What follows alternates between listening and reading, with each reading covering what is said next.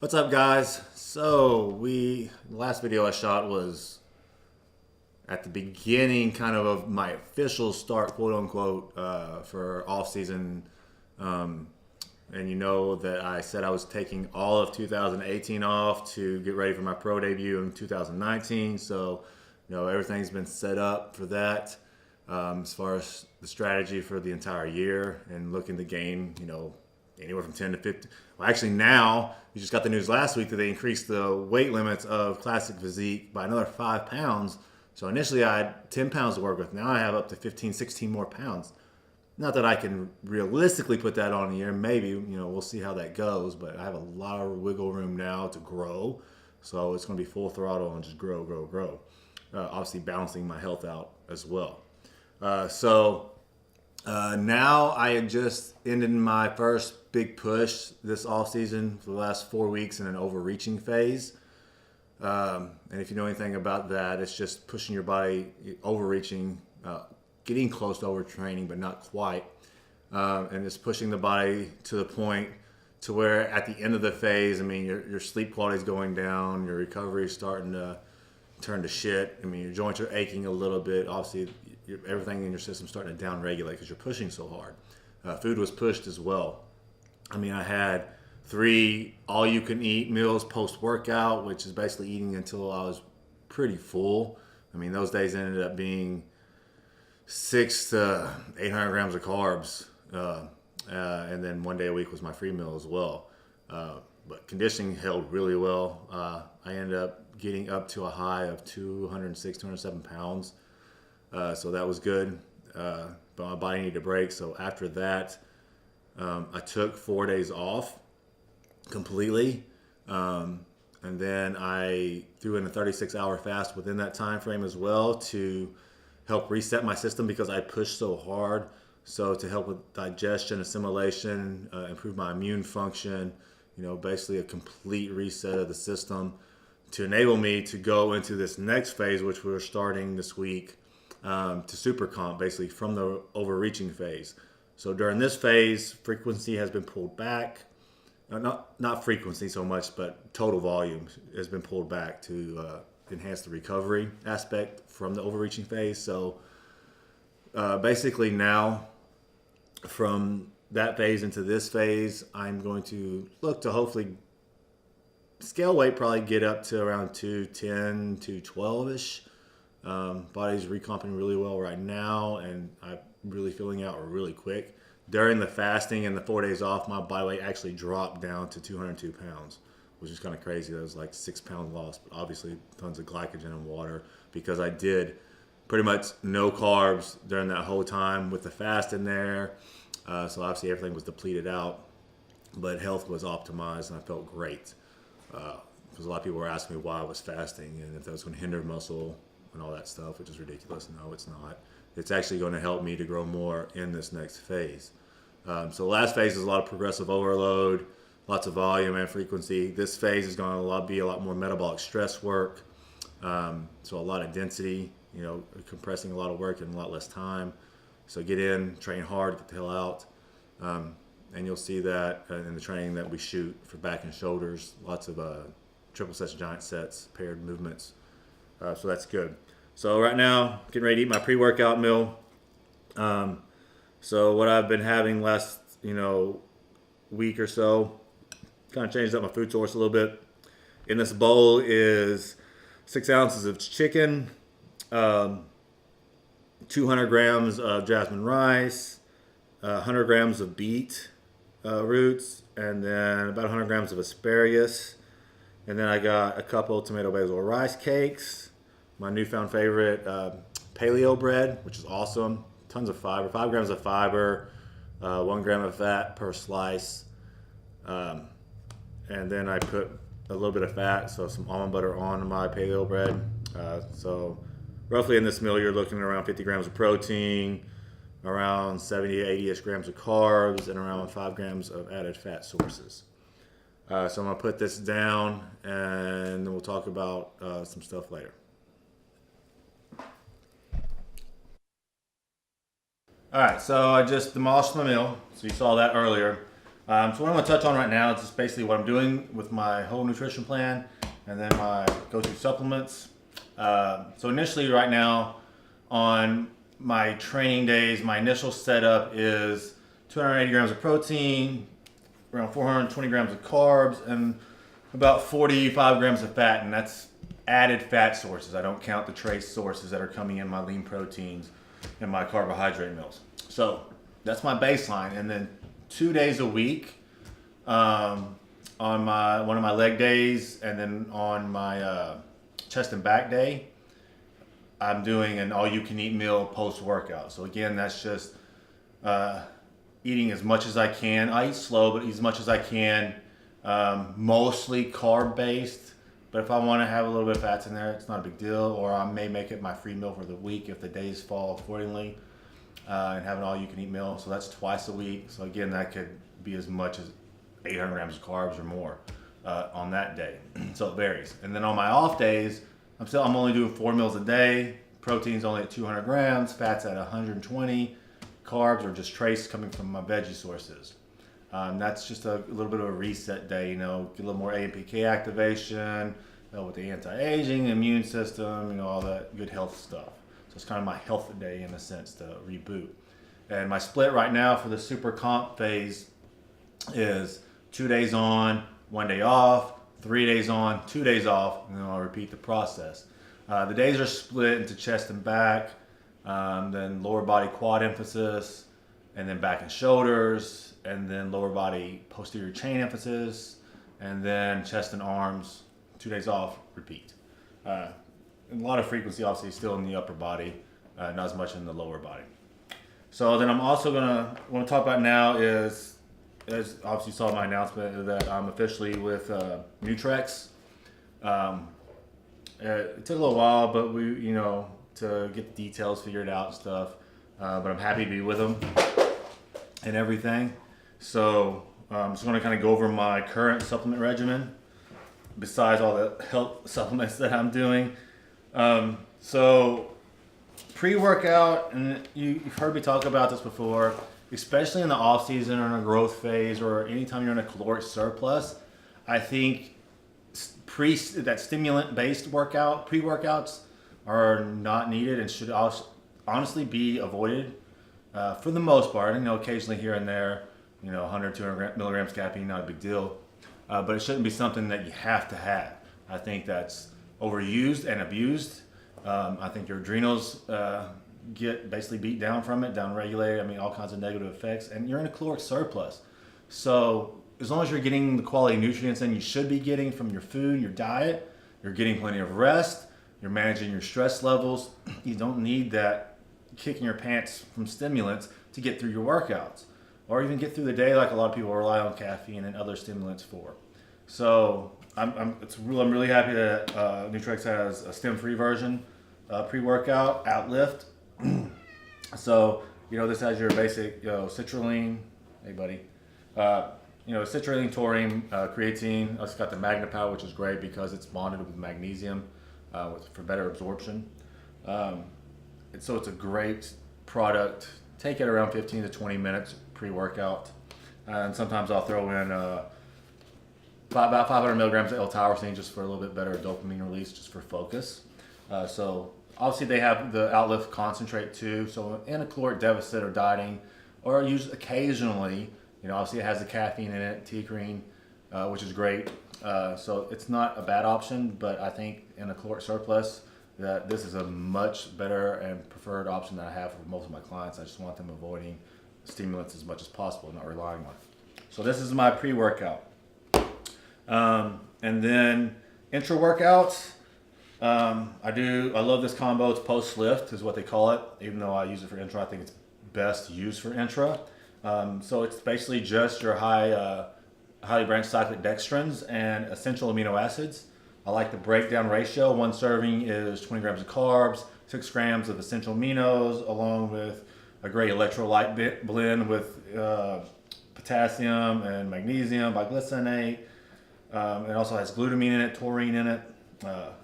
So it's a great all-around product, tastes great. And then I also add into my intra the creatine drive. Now the thing with creatine, obviously people always talk about increased ATP production and volumization of cells and all that stuff. But creatine is great for brain function and cognitive function. So me and my wife, we're usually taking around 10 grams every single day. And it's obviously not for the performance benefit, but it's for the health cognitive benefits as well. So there's a lot more to creatine than just performance based. You can look up the research, it's there. So I do this intra and then also again later on in the day. And then one more thing too that I actually add in is the amino charger from them. And this is amino charger plus hydration, which is just branched chain. And it has a great hydration formula. It has coconut powder in it, which I absolutely love. And it's great for hydrating the cells in the body. Great electrolyte blend in it as well.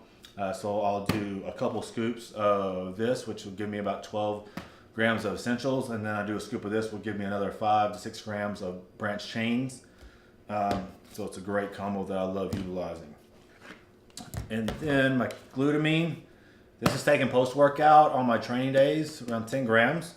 Glutamine, the main purpose of taking this is for gut health.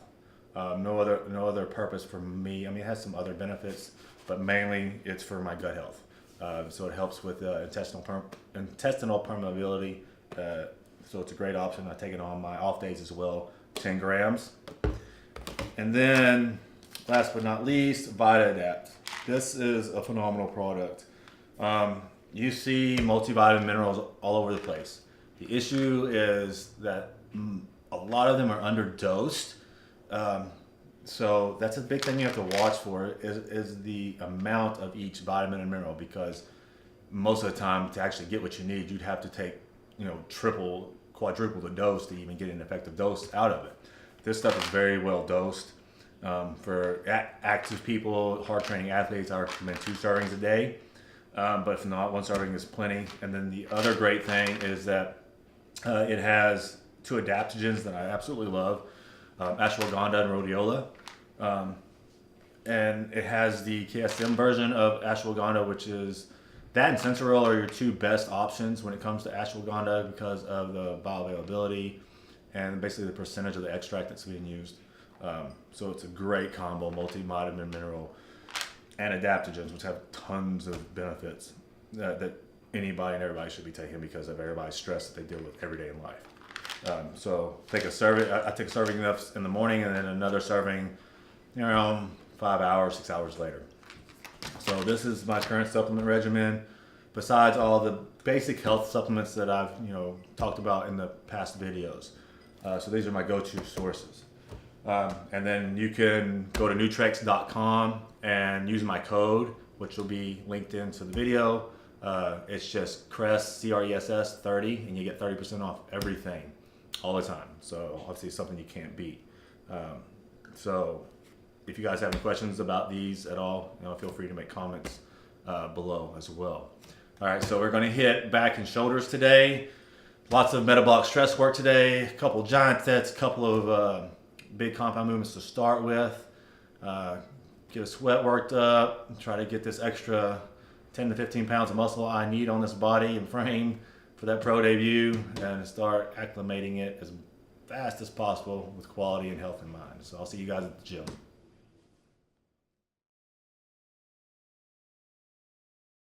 Okay guys, we're here at the gym and we're going to do a little back and shoulder training.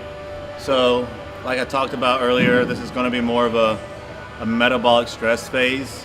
So you're going to see a lot of pairing and a lot of giant sets and stuff today. So what we're going to start off with is behind the neck presses and pull downs, supinated grip, focusing on obviously mostly the lower lat activation. Behind the neck press is going to be our primary movement for shoulders to start. The thing with the behind the neck press is, or any press in general, is you'll see when I'm doing it and watch the alignment, because you want to make sure that you're keeping your wrist directly above the elbow at all times, so you're not impinging any tendons, and the load is directly over the joint, so it's a lot better alignment and a lot less joint pressure, so you're not basically beating it up in the tendons. And then on the lat pull down, you'll see on all my initiations, the initial movement is by depressing the scapula, but another thing you can think of is the head of the humerus, which is one of the attachment points. Is you're basically thinking about pushing the head of the humerus down towards the ground. And then obviously your scapula will depress as well. And then you're focusing on driving that elbow down, down, down. But mainly the cue that I like giving is pushing the humerus down, down, down, down, getting that lat as short as possible. Then as you come up, maintaining that tension, not just releasing it all of a sudden from the bottom position, but maintaining that tension as long as you can, because what we're trying to do is create as much tension in the tissue as possible for as long as possible, not just on the way down in the contraction and then release it up like everybody else does. Tension, tension, tension, you get that contraction, and then you're basically fighting the flex on the eccentric portion, letting it lengthen, and then again pulling into that contraction, but maintaining that tension as much as possible. And that's why you hear me say active range of motion. The active range of motion meaning where you can maintain that tension within the targeted muscle group. So it's a little different depending on your structure, length, obviously of lever arms and stuff like that plays a role. You'll see it when I'm doing my lateral movements and stuff, and the range of motion looks a little shorter, but that's my active range for my delt, so to speak. So we're gonna start out with some mobility work, a little bit of activation to warm up the lats, warm up the shoulders, the shoulder complex. I'm gonna start with wall slides here, and then we'll move on to some other stuff.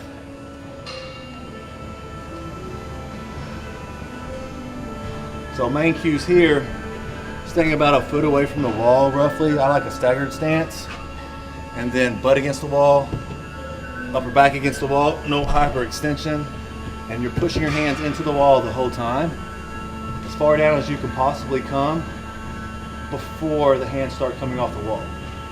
So obviously we're working on external rotation here, scapular movement, around 5 to 6 reps here. And I like doing this before every upper body session.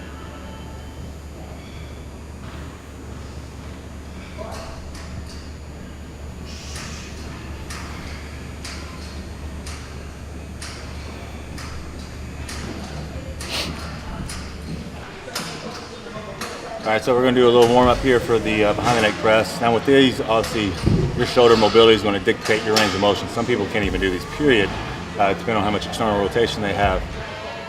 But again, stay in your active range. If you wanna do this, you can only come down to the base of your head, that's fine. Top of your head, wherever it may be.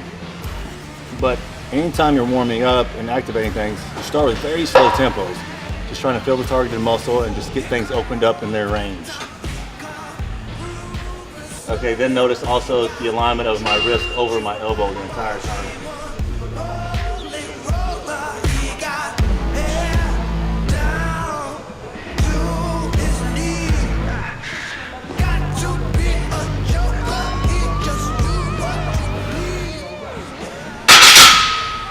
And then also the intent, as you're pressing up, think about driving the elbows in towards each other. Okay, so that intent is going to help activate the delt head a lot better instead of just thinking about pushing directly up, because the line of a pull obviously is to shorten the muscle. So basically you're thinking origin and insertion points, shorten those up, close the distance. So as you're pressing, you think about drawing that elbow towards your ear. So it's going to activate a lot more. So over here on the lats, you're going to see me, like I said, watch the scapular movement. And another thing is with a fully lengthened lat, your arm is in front of you. It's not directly overhead. The fully lengthened lat is here, not here. I see people do that all the time thinking they're fully lengthened here. And it's actually in front of the torso, okay? So you actually see my body position because I'm leaning back slightly to keep this alignment, and then initiate with depression, down, down, down, down, max contraction. So see a very slow tempo just so I can get the muscle firing before we speed things up somewhat.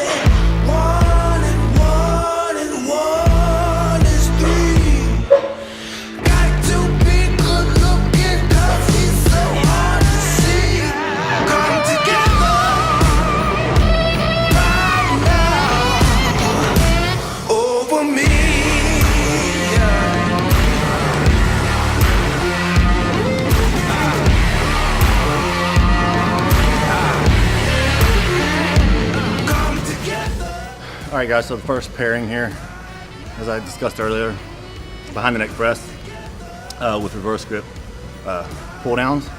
So what you'll notice on the press, as opposed to, obviously I talked about alignment with wrist over your elbow, but also at the top of this, this is context driven. So at the top of every motion, you're going to see me actually elevate my shoulders slightly and focus on a 2-second contraction every single rep.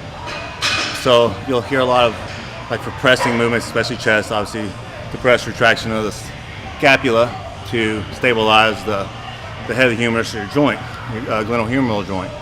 But also, you gotta understand the functions of the scapula and that you can't always fixate it into position, which we'll see in some other movements. It needs to be able to articulate and move the way it was designed to move, which is retract, protract, elevate, depress, and rotation. So it's just training it in certain ranges sometimes to strengthen that complex up instead of just locking it down and trying to purely isolate everything. Plus with the elevation, you're gonna get a little bit shorter head on the delt. So you're actually gonna get a better contraction in a sense too, because you're shortening the muscle a little bit more with that slight elevation. So when I get to the top, a little bit of elevation, squeeze for 2 seconds, and then control down. And then when we go into the lat pull down, again, you'll watch the initiations, the depression of my humerus, the head of the humerus and scapula initiates every movement. And then the line path of my elbow doesn't come back, it's down.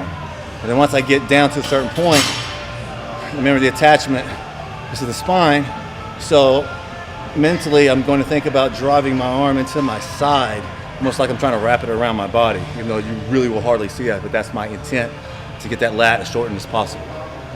All right, so we're doing 5 rounds here, trying to keep the rest periods moderately low on this to get a little bit more metabolic effect.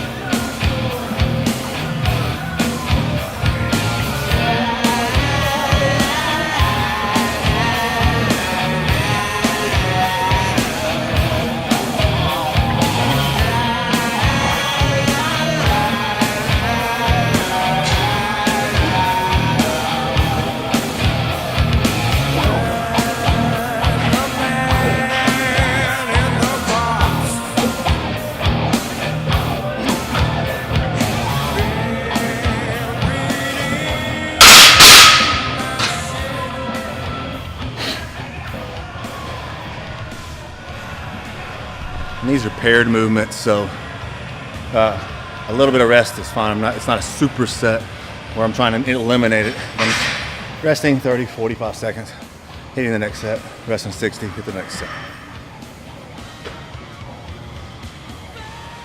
And you also see my nice little new prime attachment here, which is awesome because it's not fixating my wrist in any position, so it gives me more freedom to take pressure off my joints. Because you shouldn't do too much fixed barbell work because you're locking your joints into position, not giving them the freedom to move and articulate.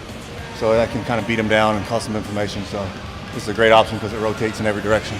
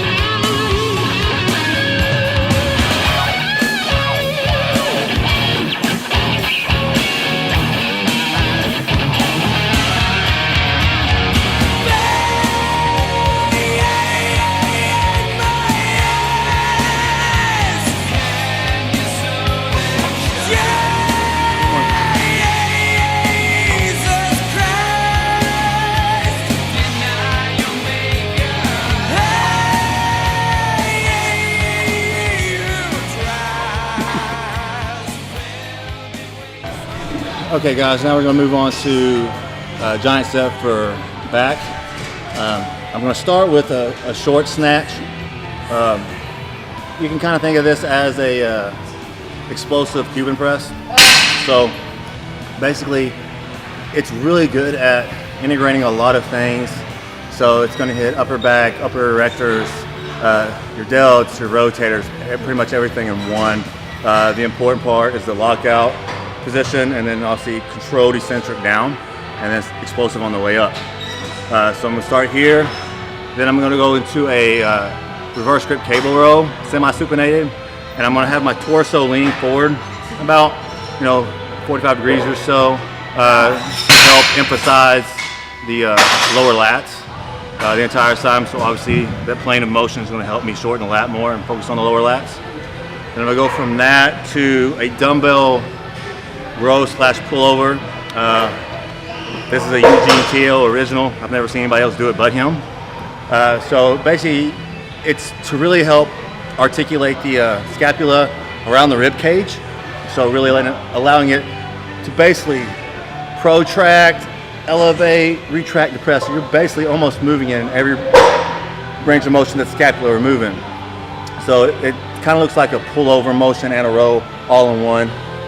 You'll see me as I perform it. And then we're going to end it with medium grip, neutral grip pull downs, focusing with a 2 to 3 second contraction every rep. And being semi-explosive on the concentric, and then obviously just controlling the eccentric portion of that. So we're going to hit 3 rounds of this.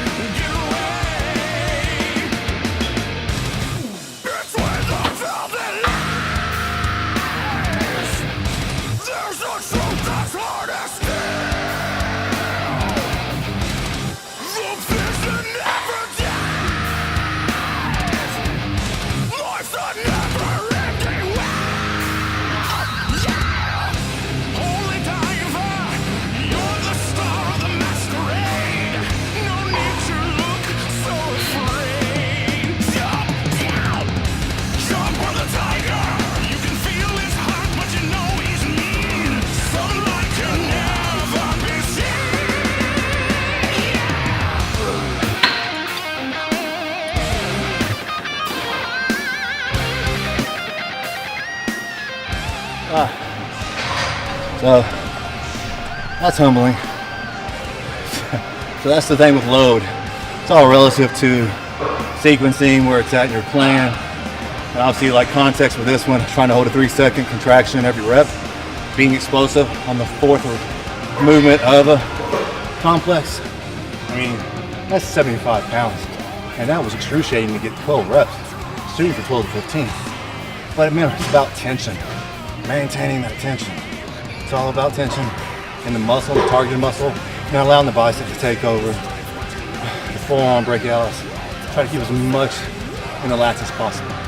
Even when you're fatigued and you can't freaking breathe. All right, so we're on our last round here. And this is going to be a giant set for obviously delts. So I'm gonna do basically all of it's gonna put more focus so on the lateral head. Obviously, you're gonna get some of the rear in there as well, a little bit of the front. But we're gonna start with high incline laterals. I'm gonna face down on a high incline bench, chest support. And you'll kind of see my range of motion, like I talked about earlier, is gonna be a little bit shorter than what you see a lot of people doing, but it's my active range from my lateral head. So when you're doing any type of lateral movement, your intention should be reach towards the walls and not lift the weight up. You're going to get much better activation in your delts, and also you want to lock that scapula down so you're not elevating and including that trap to come into play, which a lot of people end up doing.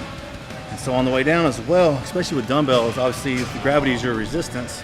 So you get to a point to where you lose that tension just because gravity is obviously no longer pulling on that dumbbell. So it's hardest here, easiest here at the bottom.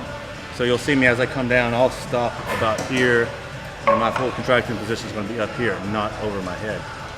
From there, we're going to go into face pulls, but you can see I have a very long rope. So what's that going to allow me to do is basically get into a full Y positioning at the top, 2-second contraction. From there, I'm going to go into a basic overhead fly. That's basically going to hit all 3 heads. And then from there, I'm going to go into bottom half partials with the cables for laterals and basically working the stretch position, okay?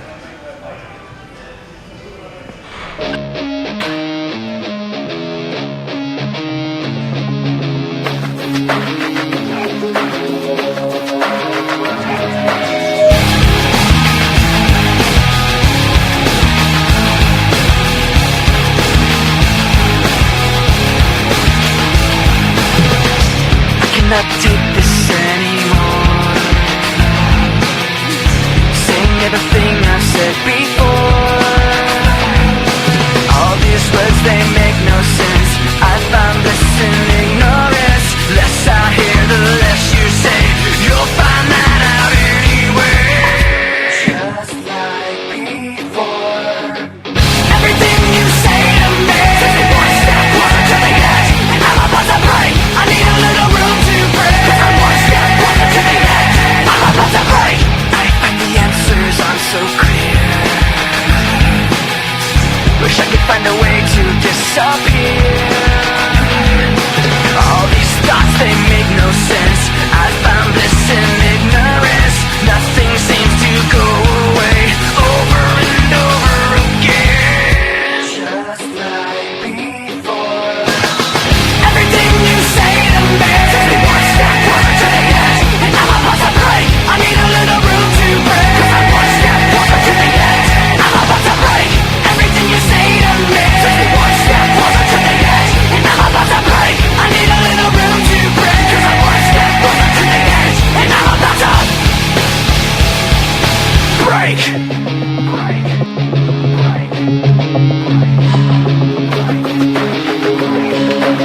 Shut up! We're not talking to you! Shut up!